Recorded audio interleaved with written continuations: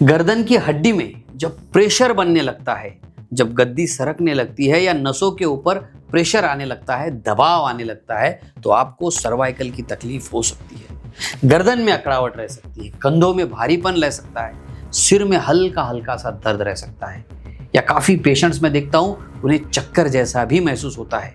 ऐसे ही लक्षण अगर आपको हो रहे हैं तो समझ लीजिए ये सर्वाइकल पेन की तकलीफ हो सकती है। और जब ये तकलीफ होने लगती है तो काफ़ी लोगों को ऐसा लगता है कि सिर्फ मोबाइल देखने की वजह से या लैपटॉप की वजह से ये हो गई है, इसे नज़रअंदाज करना शुरू कर देते हैं। लेकिन आगे चल के ये तकलीफ बढ़ जाती है, दर्द बढ़ जाता है और नसों में जो दर्द है वो और ज़्यादा होने लगता है।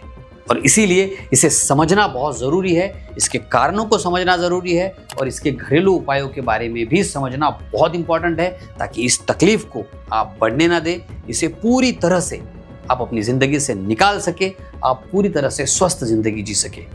नमस्कार, मैं डॉक्टर शीतल टोंग से बहुत बहुत स्वागत करता हूँ टोंग से होम्योपैथी में। हम आगे बढ़े, इसके कारणों के बारे में समझे और समझे उन ज़बरदस्त उपायों को। उसके पहले छोटा सा काम कीजिए, नीचे बटन है, इस चैनल को सब्सक्राइब कीजिए, बेल आइकॉन पे भी क्लिक जरूर कीजिए ताकि मेरे नए और अच्छे वीडियोज सबसे पहले आप देख सकें। तो चलिए समझते हैं वो 3 उपायों के बारे में जो आज से ही आपने शुरू करने हैं और जिससे आपको इस तकलीफ से राहत मिलेगी। पहला काम, सिर्फ 10 मिनट निकालना है खुद के लिए। क्या करेंगे 10 मिनट में? हम करेंगे स्ट्रेचिंग एक्सरसाइज। देखिए, स्ट्रेचिंग से मिलेगा जादुई आराम। देखिए, सुबह की शुरुआत जब आप करेंगे तो आपको गर्दन के स्ट्रेचिंग एक्सरसाइज से ही शुरुआत करनी है। 10 मिनट निकालने हैं, सिर्फ थोड़ी सी आदत और डिसिप्लिन की बात है। अगर आप एक बार करने लग जाए तो आपकी तकलीफें काफ़ी हद तक, यहाँ तक कि पूरी तरह से ठीक हो सकती है। अलग अलग एक्सरसाइजेस है। देखिए, एक्सरसाइज का पूरा वीडियो मैंने बनाया है, उसे भी आप देख सकते हैं। फिर भी मैं आपको सिंपल तरीके से बता देता हूँ, बस धीरे धीरे गर्दन को आपको घुमाना है। पहला प्रकार, आप इसे पीछे और आगे आगे नीचे तक के पूरा पीछे जाना है। दूसरा, आपको दाएं बाएं सर को इधर पूरा खींचना है, फिर इधर की तरफ। तो पहले वाला तरीका जो है उसे भी आप 15 से 20 बार करेंगे, इसे भी आप 15 से 20 बार करेंगे। बस ये दोनों एक्सरसाइज आपको रोजाना करने हैं, सिर्फ 10 मिनट तक। लेकिन याद रखिए, गर्दन को धीरे धीरे घुमाना है और साथ ही कोई झटका या तेज ना हो, इसकी तरफ भी ध्यान रखना है। गोल गर्दन को बिल्कुल मत घुमाइए, क्योंकि काफ़ी पेशेंट्स में मैंने देखा है उनको अगर चक्कर की समस्या है तो ये तकलीफ उनकी बढ़ जाती है। इसके साथ साथ आप थोड़ा वार्म अप भी कर सकते हैं, थोड़ा चल भी सकते हैं, उससे भी आपके गर्दन के मांसपेशियों को अच्छा आराम मिलेगा। दूसरा लेकिन बहुत ही काम का उपाय, मोबाइल और लैपटॉप की हाइट को एडजस्ट करना। आजकल मैं काफ़ी पेशेंट्स को जब देखता हूँ तो मुझे पता चलता है कि कुछ लोगों को मोबाइल ऐसा बहुत ज़्यादा झुककर देखने की आदत होती है। गर्दन को झुका के उसके अंदर घुस के मोबाइल देखते हैं। ऐसा बिल्कुल भी नहीं करना है, आपको इस तरह से सामने रखना है। आपके आंखों के लेवल तक मोबाइल रखिए, इससे आपके गर्दन के मांसपेशियों पे प्रेशर नहीं आएगा। छोटी सी लेकिन बहुत काम की बात है, मोबाइल को इस तरह से रखना। दूसरा, अगर आप कोई ऑफिस में काम करते हैं, घर पे काम करते हैं, वर्क फ्रॉम होम करते हैं, आपका जो कंप्यूटर है, स्क्रीन है, वो आपके आंखों के लेवल पे होना चाहिए। देखिए, इस तरह से, नीचे नहीं होना चाहिए बहुत ज़्यादा। कुछ लोगों से जब मैंने बात किया, उनके ऑफिस का जो स्क्रीन है वो बहुत नीचे होता है, वो झुककर काम करते हैं, उससे गर्दन की नसों पर प्रेशर पड़ता है।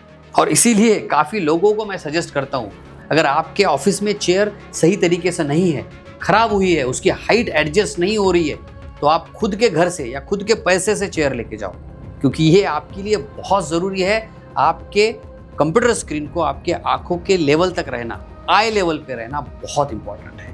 साथ ही कुर्सी पर बैठते समय याद रखिए, सीधा बैठिए, स्ट्रेट बैठिए, पीठ को सपोर्ट दीजिए। छोटी छोटी आदतें हैं लेकिन आपके लिए बहुत काम की है, काफ़ी तकलीफों से आपको बचा सकती है। चलिए जानते हैं तीसरा नुस्खा। रात को सरसों या नारियल तेल से कपूर डाल के थोड़ा सा मालिश आप कर सकते हैं। हल्के हाथों से गर्दन पे मालिश करना है, कंधों और पीठ को भी आप मालिश कर सकते हैं। देखिए, कपूर में प्राकृतिक एंटी इंफ्लेमेटरी गुण होते हैं जो सूजन को कम कर देते हैं, नसों को शांत करते हैं। इसके बाद आपको गर्म तौलिए से 5 से 7 मिनट तक सिकाई करनी है, ये भी आपके नसों को खोलने का काम करता है। इसके अलावा अगर दर्द है तो उसमें भी आपको राहत मिल जाएगी, आप रिलैक्स फील करेंगे और आपको नींद भी अच्छी आएगी।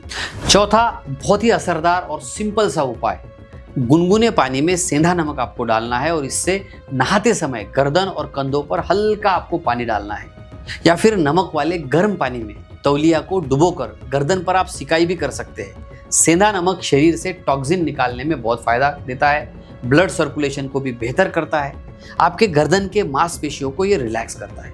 आप देखेंगे 2-3 हफ्तों में ही आपको बहुत फायदा महसूस होगा। लेकिन याद रखिए, निदान बहुत इंपॉर्टेंट होता है। अगर आपको काफ़ी दिनों से ये तकलीफ चल रही है तो आपने किसी अच्छे डॉक्टर को दिखाना चाहिए, एक्सरे करवा लेना चाहिए। सही निदान अगर करोगे तो सही उपाय भी आपको मिल जाएगा। होम्योपैथिक उपाय भी बहुत ज़बरदस्त है। होम्योपैथी से बिना किसी साइड इफेक्ट आप पूरी तरह से स्वस्थ हो सकते हैं। आप किसी अच्छे होम्योपैथ से मिल सकते हैं या फिर आप हमसे भी कंसल्टेशन बुक करा सकते हैं। हमारे एक्सपर्ट डॉक्टर आपसे बात करेंगे, आपकी बीमारी के बारे में डिटेल में समझेंगे। आपकी दवाई आपके घर पे ही आपको मिल सकती है। घर बैठे ही इस तकलीफ से आप पूरी तरह से स्वस्थ हो सकते हैं। चलिए कुछ बोनस टिप्स मैं अभी आपको दे रहा हूँ। नंबर 1, तकिया बहुत ऊंचा या बहुत सख्त नहीं होना चाहिए। बहुत देर तक एक ही पोजीशन में बैठना नहीं है। 1 घंटे में 2 मिनट उठकर चलना, स्ट्रेच करना बहुत ज़रूरी है। नंबर 2, रात को सोने से पहले मोबाइल का इस्तेमाल कम कर देना है। इससे गर्दन और आंखों दोनों को आराम मिल जाएगा। तो याद रखिए, सर्वाइकल दर्द को हम पूरी तरह से ठीक कर सकते हैं, इसे समझ के, इसका निदान करके और पूरी तरह से अच्छी ट्रीटमेंट करके। तो इसे सहना नहीं है, जिंदगी से भगाना है। ये वीडियो आपको कैसा लगा कमेंट ज़रूर कीजिए। मैं आपके कमेंट्स रेगुलरली पढ़ता हूँ और उसका जवाब देने में मुझे भी बड़ा अच्छा लगता है। इस वीडियो को अपने दोस्तों तक, फैमिली मेम्बर्स तक शेयर ज़रूर कीजिए। तो हंसते रहिए, मुस्कुराते रहिए, अपना और अपने परिवार का बहुत बहुत ख्याल रखिए। धन्यवाद।